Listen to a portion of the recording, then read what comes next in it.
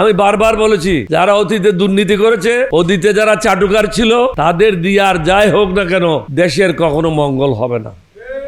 আপনি কি শহীদ রাষ্ট্রপতি জিয়াউর রহমানের ছেলে হিসেবে, বেগম খালেদা জিয়ার ছেলে হিসেবে এটাই কামনা করেন দেশটা ধ্বংসের দিকে যাক? আল্লাহর কাছে কি জবাব দেবেন? জনাব তারেক সাহেবকে এটা বিশ্বাস করতে হবে, আপনার দলের অনেক লোক আছে যারা গুলশনে ছিল, বারিধারাতে ছিল, বা ঢাকার বাইরে অনেক জায়গায় ছিল, তারা কিন্তু মুভমেন্ট দেখে নাই। লক্ষ লক্ষ লোক কিভাবে ঢাকায় সমাগম হয়েছে এটা তারা দেখে নাই।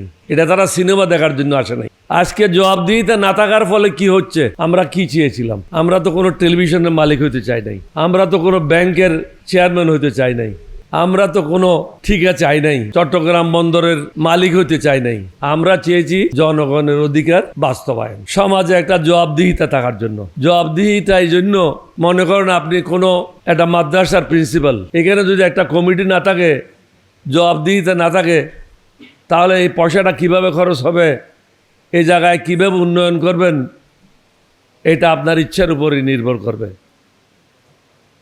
আমরা চেয়েছি বিভিন্ন সাংবিধানিক যে পদগুলি আছে, এই পদগুলিতে একটা বিশেষ কমিটির মাধ্যমে নিয়োগ প্রাপ্ত হবে। যেমন ধরেন দুর্নীতি দমন কমিশন,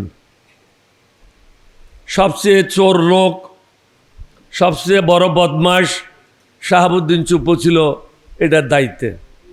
তার থেকে নিকৃষ্ট কোনো লোক কখনো চেয়ারম্যান ছিল না। আমরা চাই না এই ধরনের নিকৃষ্ট ব্যক্তিরা সাংবিধানিক পদগুলিতে এসে কলুষিত করুক। জনাব তারেক সাহেবকে এটা বিশ্বাস করতে হবে, আপনার দলের অনেক লোক আছে যারা গুলশনে ছিল, বারিধারাতে ছিল, বা ঢাকার বাইরে অনেক জায়গায় ছিল, তারা কিন্তু মুভমেন্ট দেখে নাই। লক্ষ লক্ষ লোক কিভাবে ঢাকায় সমাগম হয়েছে এটা তারা দেখে নাই। এটা তারা সিনেমা দেখার জন্য আসে নাই। আজকে জবাবদিহিতা না থাকার ফলে কি হচ্ছে? মা ছেলেকে নিয়ে হোটেলে থাকছে, ভাই বোনকে নিয়ে রাত্রে যাপন করছে, এমপি মন্ত্রীরা সুন্দরী রমণীদেরকে নিয়ে হোটেলে রাত কাটাচ্ছে। আমরা কোথায় যাচ্ছি তাহলে? জাতি হিসাবে কোন দিকে অগ্রসর হচ্ছে? ধ্বংসের দিকে অগ্রসর হচ্ছে। আপনি কি শহীদ রাষ্ট্রপতি জিয়াউর রহমানের ছেলে হিসাবে, বেগম খালেদা জিয়ার ছেলে হিসাবে এটাই কামনা করেন দেশটা ধ্বংসের দিকে যাক? আল্লাহর কাছে কি জবাব দেবেন? আপনি যে বলছিলেন মদিনার সনদ হিসাবে কাজ করবেন, এখন মদিনার সনদ কোথায় গেল? এখানে মঞ্জু সাহেব বলে গেল আপনার 31 বা 32 দফা, এই দফাগুলি কোথায় গেল?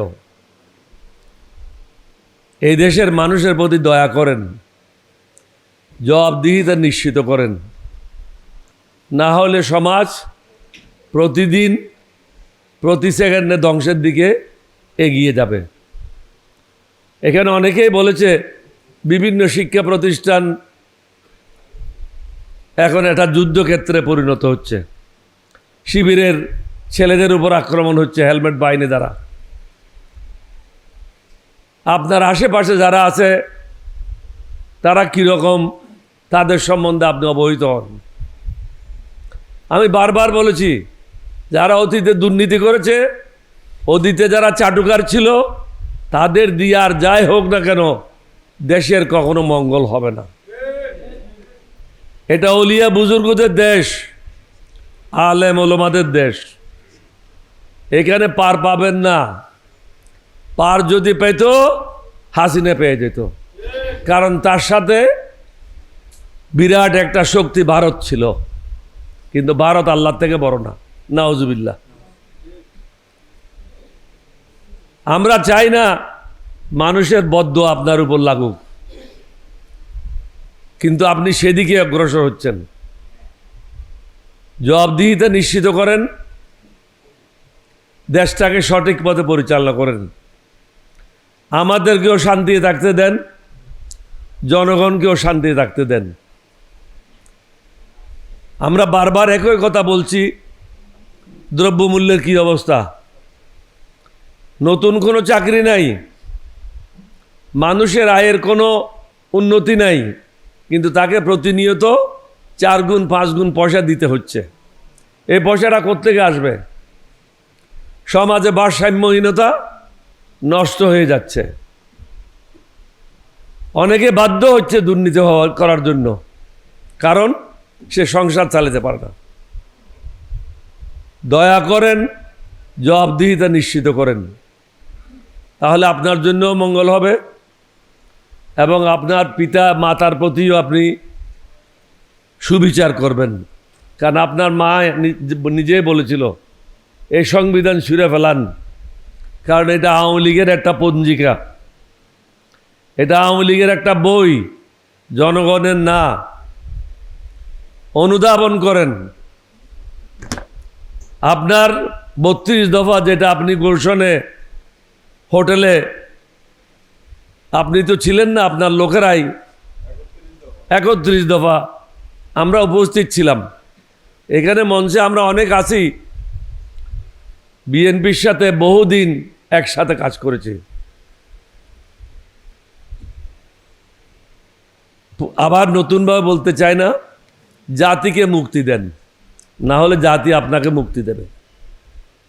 দুটার মধ্যে একটাই হবে, তৃতীয় কোনো কিছু হবে না। হয়তো আমরা থাকবো, না হলে আপনি থাকবেন। তা আপনি যাওয়ার সম্ভাবনাটা বেশি, কারণ 70%-এর সাথে আপনি পারবেন না।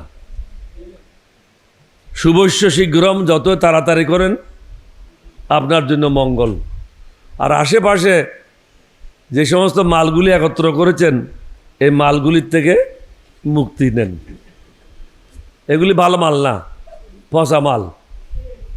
পচাও এরকম না। আমাদের দেশে বলে লইট্টা মাছ, লইট্টা মাছ পচে গেলে খাওয়া যায় না। এগুলি লইট্টা মাছের থেকেও খারাপ। এগুলির থেকে মুক্ত হন। এবং যারা বেফাস কথা বলে, মন্ত্রণালয় চালায়, তাদের থেকে আমাদেরকে মুক্তি দেন। বিভিন্ন মাদ্রাসা স্কুলে কমিটি করতে হলে এখন বোর্ডের চেয়ারম্যানরা বলে এমপি রিকমেন্ডেশন নিয়ে আসেন। কী জন্য এমপি রিকমেন্ডেশন আনবে? এমপি তো কোনো এক্সিকিউটিভ পোস্ট না, এমপি তো কোনো সরকারি কর্মকর্তা না। এখানে ডিসি সাইন করবে, ইউএনও সাইন করবে, তারপরে চেয়ারম্যানের সাইন করবে।